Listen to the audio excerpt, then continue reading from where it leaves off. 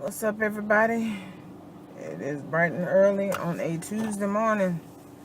I am so tired. I was sleeping so good, y'all. I was sleeping so good. But I think that has to do with the fact that I went to the gym yesterday. All my shoulders and arms and stuff is hurting. But that's good because it's been a minute. And that's what happens when you don't work out. You don't take care of yourself. So it's all good. You know, we'll get back where we need to be. And yesterday was day one. I'm supposed to be doing protein shakes for most of the day. And I'm just having trouble getting there. I don't know. I kind of got burned out on them. I keep saying I'm going to try them. It's like every time I make one protein shake or smoothie or whatever, I just gag, and it is not a pleasant experience. So that is probably the only thing that really charges my body up as far as like the nutrients and things that I need. That's real easy for me to, should be anyway, easy for me to get down. And I'm just having the hardest time, getting past the taste. I will tell you that I think Friday I'm gonna attempt to do one, but I'm not gonna make it. Friday is $5 Friday, $5 smoothie day at Smoothie King, and I love their smoothies. So we're gonna go that route and see how we can incorporate smoothies and protein shakes back into my diet. I don't want to do like a whole lot right away. I just want to kind of ease back into it and see what happens. So I hope everybody had a good day yesterday. I didn't get it, or I didn't remember to ask y'all what you learned. Let's see. What I learned yesterday was that it's more, not necessarily what I learned, but what I kind of remembered, that you can find joy in so many things, especially little things. And I just found so much joy in the email that I received about the quarterly birthday celebration. It just made me feel like, it almost gave me a spark. Like, it made me feel jolted out of the space that I was in. I wasn't depressed or anything like that, but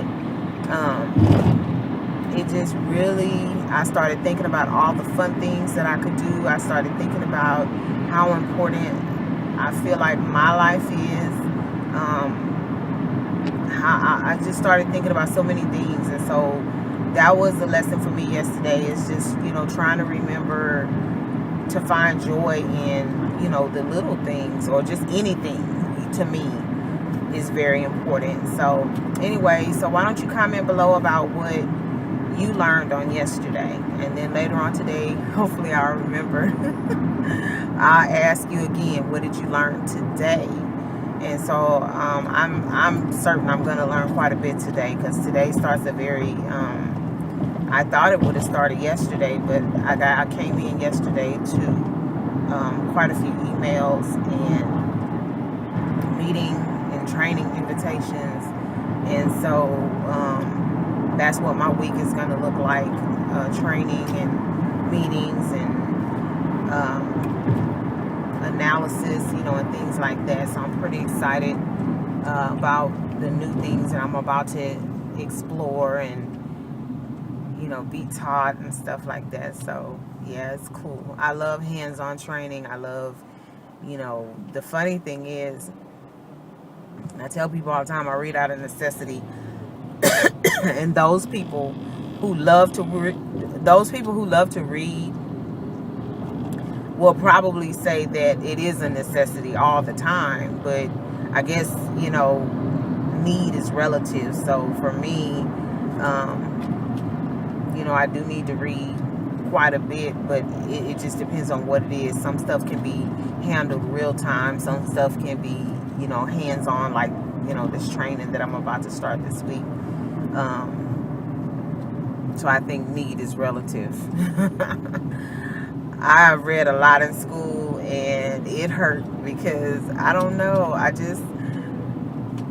There were 2 books that impacted me in my life as far as enjoying reading. Actually 3. And the very first book that impacted my life,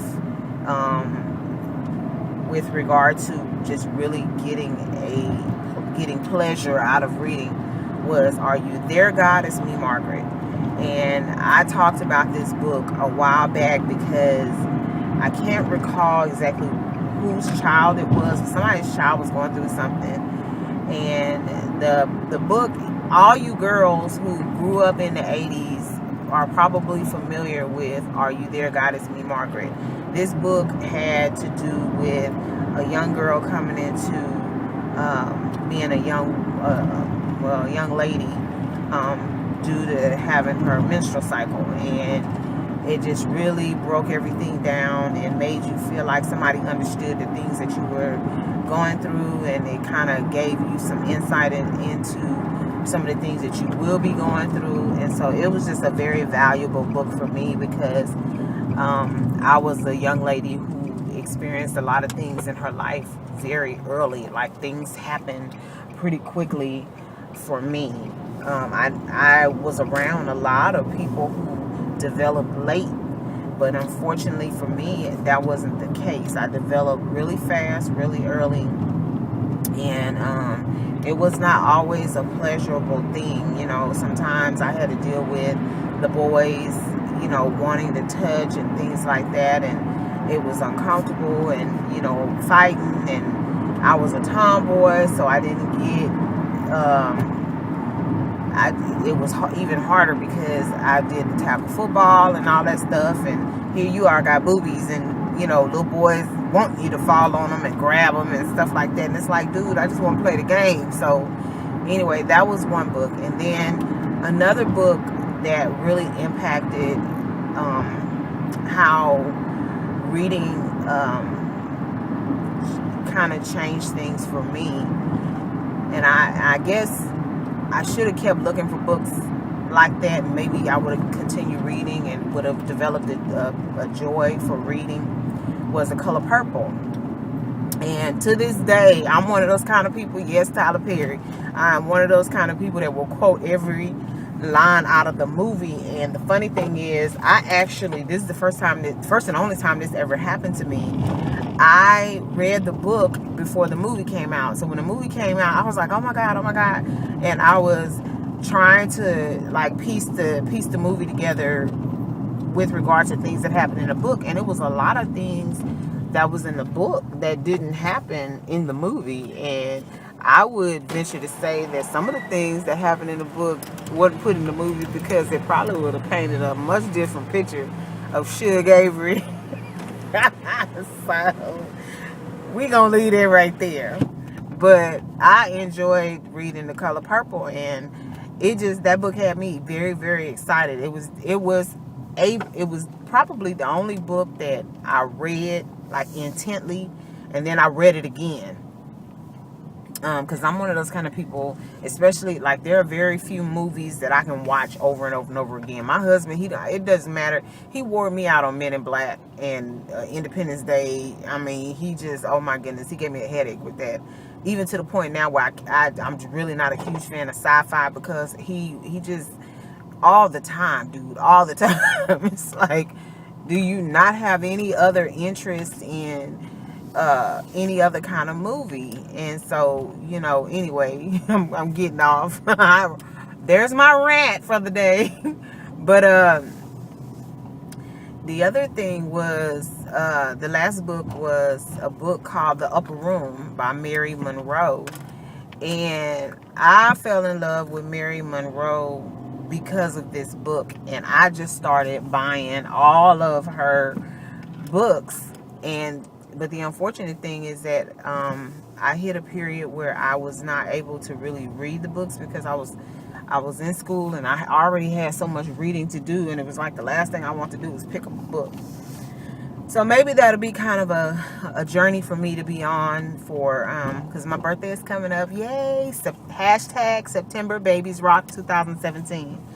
So maybe that'll be something for me to do for going forward for to show growth, is to I have a whole bookcase full of books.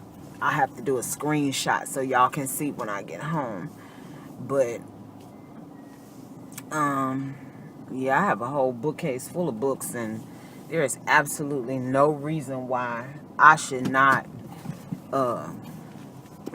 have plenty to keep me busy with regard to reading.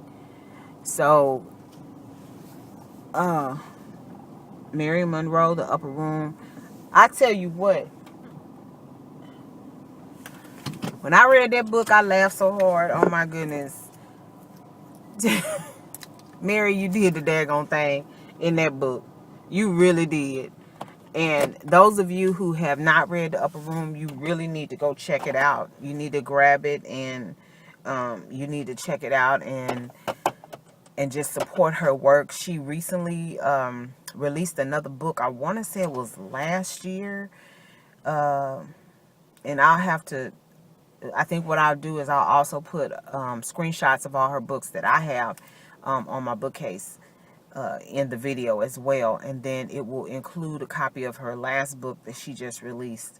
And Mary, you the bomb. I got to get into reading again so that,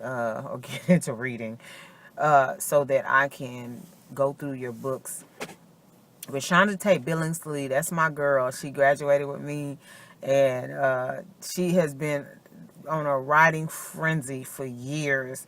And I try to make sure that every time she releases a book, that I pick it up. And if I'm not mistaken, I think another one just came out. I think I remember that post. You have to forgive me, ReShonda, if I don't remember off the top of my head, but I'm kind of off and on Facebook, primarily due to support my businesses and things like that. So I don't spend a whole lot of time in leisure on social media. A lot of times I'm on social media because I'm posting stuff and trying to draw attention to my mission and things that I'm working on. So, but I do believe she did.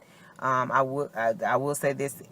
I'm going to confirm that, and if she did, then I have another purchase I need to make. So I try to at least purchase the book because I want to support ReShonda, not just because she's my classmate, but because of the fact that she is a bomb, a writer, and also because she is as equally an awesome person. She is just an amazing woman.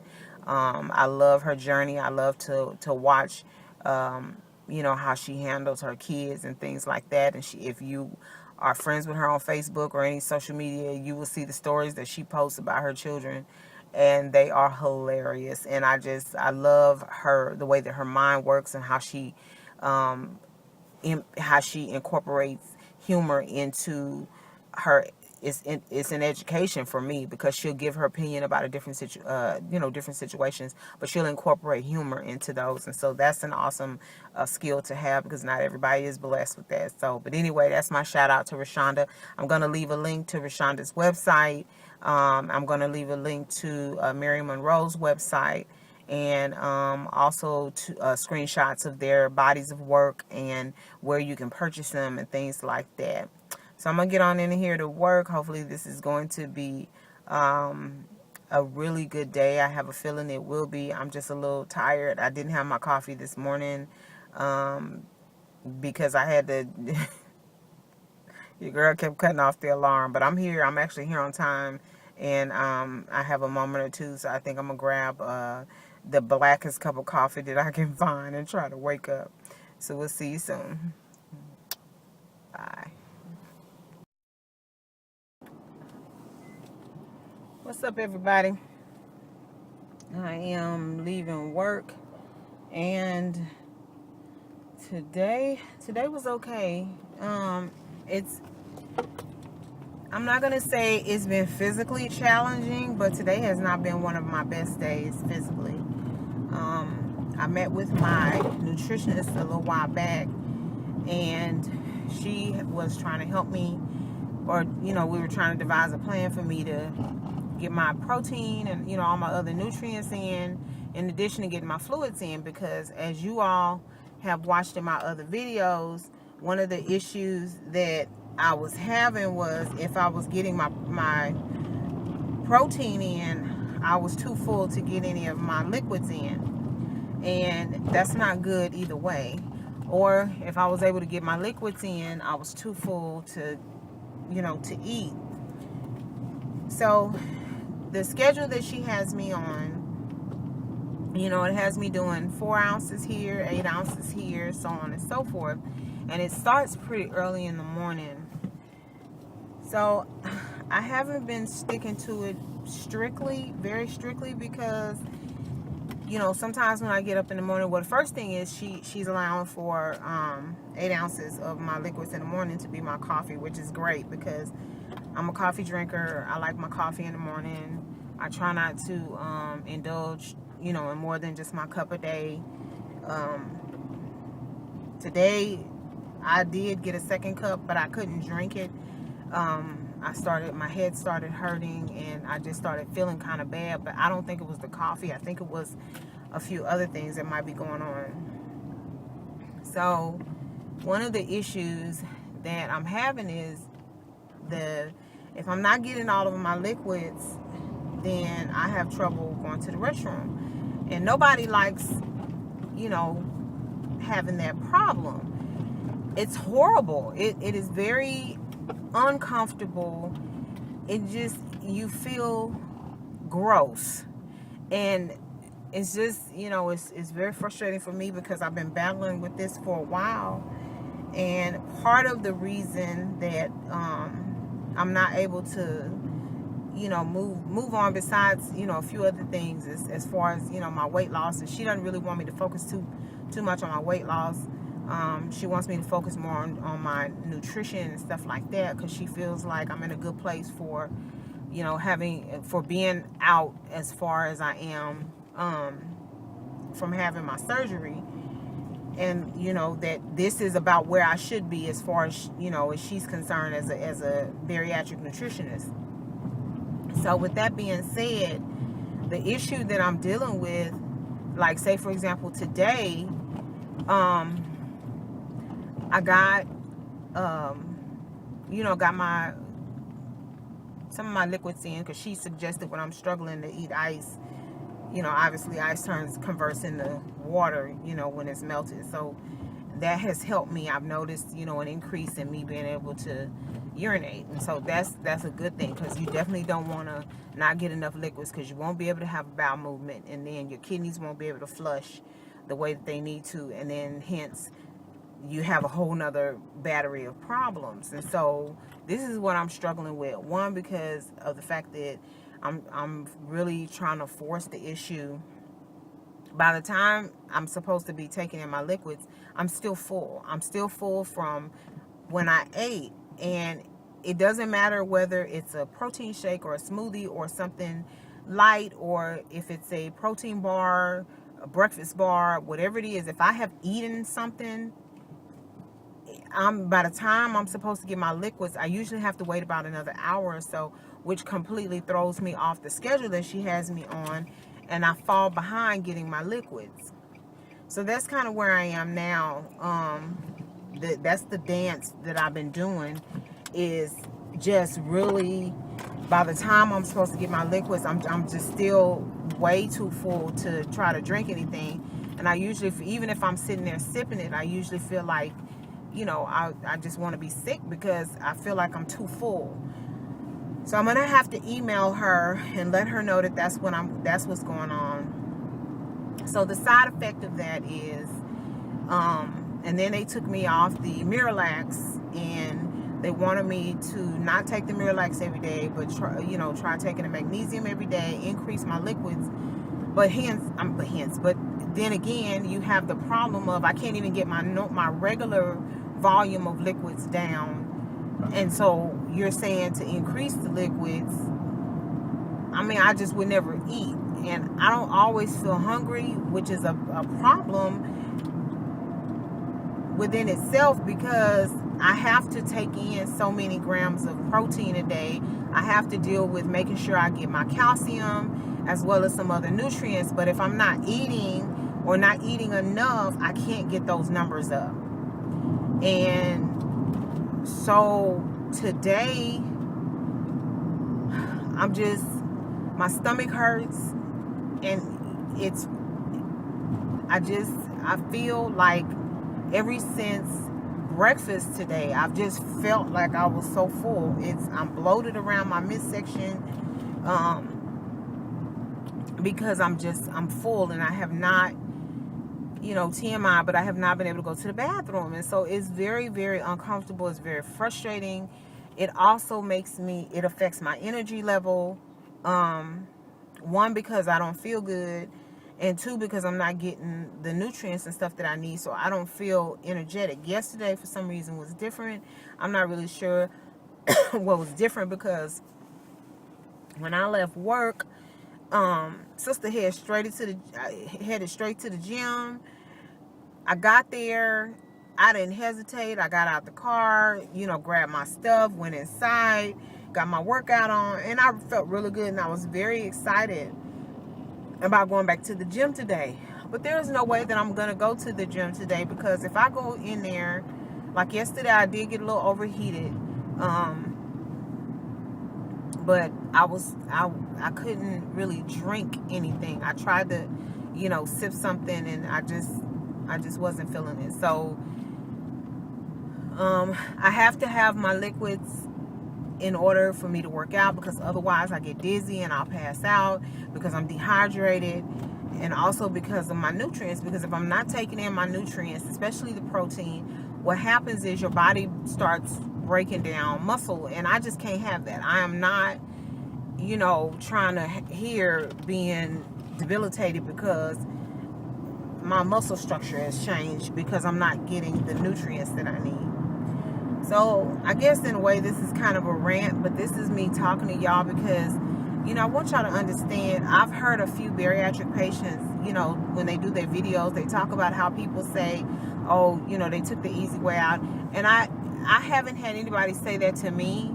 I haven't, if people feel like that about me, then whatever, that's them. But this is by no means easy. Before the bariatric surgery, yes, I was on a bunch of medications, but I could eat what I want as far as like the volume. I could pretty much eat what I want, not even the volume, but the kind of food, and maybe it ran my blood pressure up or whatever. But like now, it's a lot of things I can't have, even if they're good for you, because of how it makes my body, it makes me feel, how it settles in my stomach. Because even if it's good for you, some things my body is just not processing the way that it probably should. So I have a lot of restrictions, and then on top of the fact that I am now vegetarian, it adds another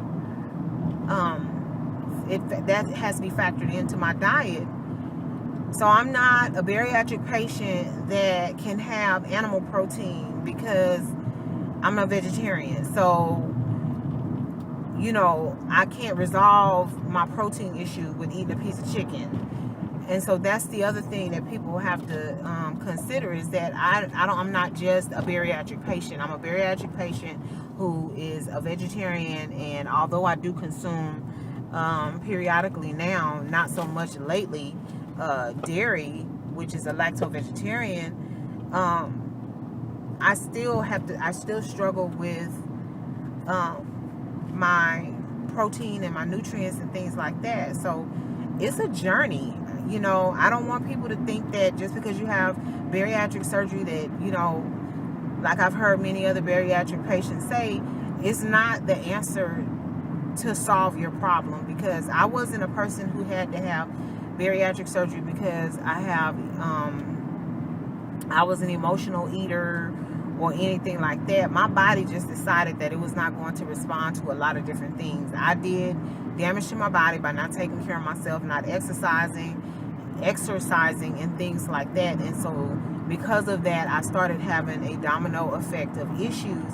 And in order to try to reverse some of that, bariatric surgery was my answer. I tried dieting. I tried, handling things myself, but it seemed like the further along in my journey I got, the sicker I got and the more medication I wound up on. I can't predict, nor could I prevent issues like arthritis. I can't predict, nor can I prevent cardiomegaly. There are illnesses that I have that I couldn't do anything about. High blood pressure. I don't know that I could have done anything about that, because even after bariatric surgery, one of the things that my surgeon and my doctor told me was, if when I have this surgery, I get the weight down and I still struggle with my blood pressure, there's a good chance that my blood pressure is genetic. There is a such thing as having genetic, you're hypertensive, but it's because of your genetics. It's not because of your diet or your lifestyle. It's passed down through your bloodline.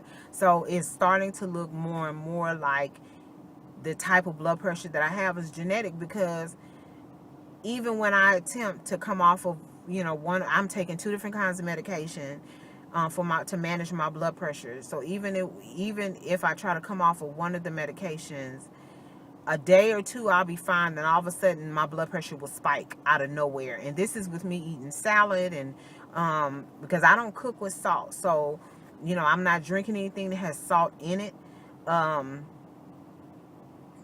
If there is anything that I'm consuming that has sodium, I'm watching the amount of sodium that I'm taking in, and I'm not even hitting, I would say, 1,000 milligrams of sodium a day. And you can have I would say a person who's hypertensive, anywhere from 15 to 2,300 milligrams of sodium, depending on what your doctor's saying, depending on how much medication you're on, and it depends on how long you've been dealing with it. But I'm not even hitting 1,000 milligrams of sodium, and that's for my entire day.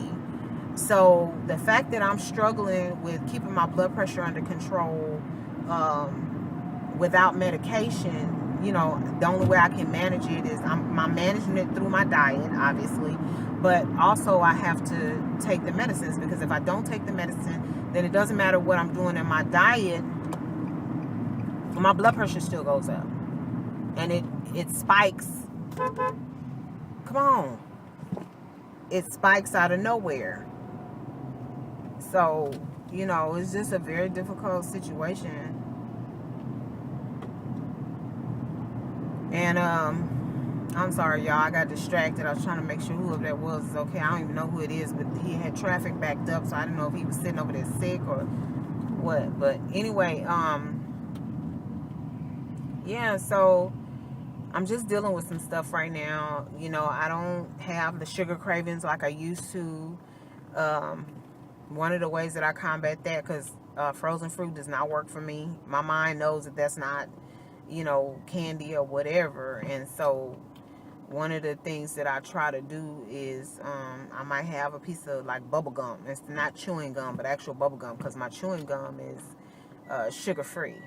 And so, funny story, I know that's weird, emotional switch, but funny story, it's not really funny, but it's funny now that I was having a problem when I was on medication for my diabetes, and I needed sugar to deal with the fact that my glucose level had dropped.